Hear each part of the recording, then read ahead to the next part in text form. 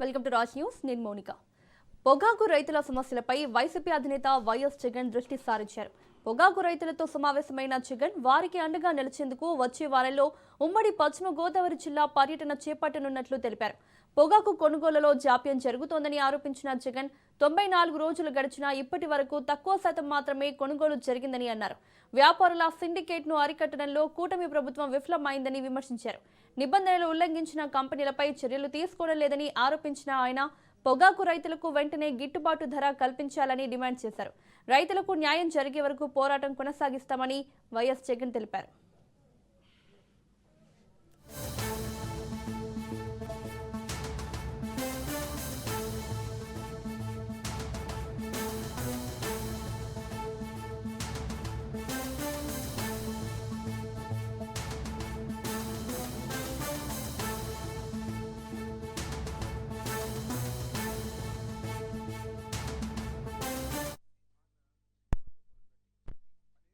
నిజంగా చంద్రబాబు నాయుడు గారు రివ్యూ మీటింగ్లు పెట్టి 200 ధర తగ్గకూడదు అని చెప్పి ఆయన చెప్తే, ఆయన చెప్పిన మరుసటి రోజే పొదిల్లో 179, టంగుటూరులో 184, కనిగిరిలో 184, కందుకూరులో 186, జంగారెడ్డిగూడెంలో 170, గోపాలపురంలో 170 ఈ రేట్లకు తగ్గిపోయి కొనుగోలు చేస్తా ఉన్నారు అని అంటే సిండికేట్ కి ఏ రకమైన బలం ఉంది అన్నదానికి నిదర్శనం. నిజంగా మొట్టమొదటిసారిగా అసలు టొబాకో బోర్డు ఎందుకు పెట్టినారు? టొబాకో బోర్డులో రైతులకు మంచి జరగాలి అనే ఉద్దేశంతో వ్యాపారులను ఒక ప్లాట్ఫామ్ ఎందుకు తీసుకొచ్చి ఆ ప్లాట్ఫామ్ లో వివిధ రకాల వ్యాపారాలు పార్టిసిపేట్ చేస్తే ఆ వ్యాపారులు పార్టిసిపేట్ చేసిన నేపథ్యంలో కాంపిటీషన్ క్రియేట్ అవుతుందని, తద్వారా రైతులకు మేలు జరుగుతుందనే ఉద్దేశంతో టొబాకో బోర్డు అనేది క్రియేషన్ అనేది జరిగింది. కానీ చంద్రబాబు నాయుడు గారి ప్రభుత్వ పుణ్యాన ఏ రకంగా పరిస్థితి మారిపోయిందని అంటే, చంద్రబాబు నాయుడు గారు అధికారంలోకి వస్తూనే ఈ సిండికేట్ అందరికీ కూడా కొమ్ములు వస్తాయి. సిండికేట్ మొత్తం ఏకమయ్యి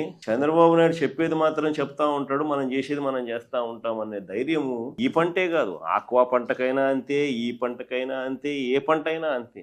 దళారీల వ్యవస్థనే నడుస్తూ ఉంది. వెంటనే ధరలు పతనమైపోయి చివరికి ఈ రకమైన దారుణమైన రేట్లకు పడిపోయిన పరిస్థితులు కనిపిస్తా ఉన్నాయి. చివరికి ఇంకా రైతులు ఇంకా ఏదో ఒక రేటు కొనుక్కున్నాయా నాయన, మేము మమ్మల్ని బతికించండి స్వామి అనే పరిస్థితిలోకి రైతులు తెగమ్ముకునే పరిస్థితిలోకి వ్యవసాయం అంతా కూడా దిగజారిపోతా ఉన్న పరిస్థితులే కనిపిస్తా ఉంది. ఇటువంటి పరిస్థితి రాకూడదు అనే ఉద్దేశంతోనే, ఇటువంటి పరిస్థితి ఉంది అనే ఉద్దేశంతోనే గతంలో మనం వచ్చినప్పుడు మార్క్ఫెడ్ ను కూడా కాంపిటీషన్ మొట్టమొదటిసారిగా రాష్ట్రంలో ఎప్పుడు జరగని విధంగా మార్క్ఫెడ్ ను ప్లాట్ఫామ్ మీదకి దింపినాం. ఎప్పుడైతే మార్క్ఫెడ్ ను రాష్ట్ర ప్రభుత్వం ప్లాట్ఫామ్ మీదకి దింపి, ఎప్పుడైతే కొనుగోళ్లలో పార్టిసిపేట్ చేసే కార్యక్రమం, ఎప్పుడైతే రైతుల తరపున మార్క్ఫెడ్ రంగప్రవేశం చేసిందో, అప్పుడు మార్కెట్ లో కాంపిటీషన్ జెన్యూన్ గా క్రియేట్ అయ్యింది. ఆ రోజుల్లో మార్కెట్ లో మనం ఆ రకమైన కాంపిటీషన్ క్రియేట్ చేయగలిగినాం కాబట్టి సిండికేట్ ను కార్టెల్ ను బ్రేక్ చేసినాం. సిండికేట్ కార్టెల్ ఎప్పుడైతే బ్రేక్ అయ్యిందో, గవర్నమెంట్ ఎప్పుడైతే సీరియస్ గా తీసుకోవడం మొదలు పెట్టిందో, అప్పుడు భయం మొదలయ్యి రేట్లు పెరిగినాయి. అసలు ఈ రోజు చంద్రబాబు నాయుడు చెప్పిన తర్వాత కూడా రేట్లు ఇంత దారుణంగా పడిపోయిన తర్వాత కూడా పరిస్థితి ఏమిటి అని అంటే, 94 రోజులు అయిపోయినా కూడా కొనుగోలు చేసింది కేవలం పండిన పంటలో 16.5% మాత్రమే పంట కొనుగోలు చేసిన పరిస్థితులు ఒకవైపున ఉంటే, మరోవైపున పరిస్థితులు నో బిడ్లు, లో బిడ్స్, భారీగా బేలు రిజెక్ట్ చేయడము, ఇవన్నీ కూడా కనిపిస్తా ఉన్నా కూడా ఇంతవరకు చంద్రబాబు నాయుడు గారి ప్రభుత్వము ఈ కంపెనీలు ఏదైతే ప్లాట్ఫామ్ మీదకి వచ్చి ఆక్షన్ లో పార్టిసిపేట్ చేస్తా ఉన్నారో, వీళ్ళు మాట వినకపోయినా కూడా వీళ్ళ మీద ఎన్ని కేసులు పెట్టినారు? ఇంతవరకు కేసులు పెట్టింది లేదు. ఎన్ని లైసెన్సులు సస్పెండ్ చేసినారు? ఇంతవరకు లైసెన్సులు సస్పెండ్ చేసింది లేదు. ఎంతమందిని బ్లాక్ లిస్ట్ చేసినారు? ఇంతవరకు బ్లాక్ లిస్టులు చేసింది లేదు.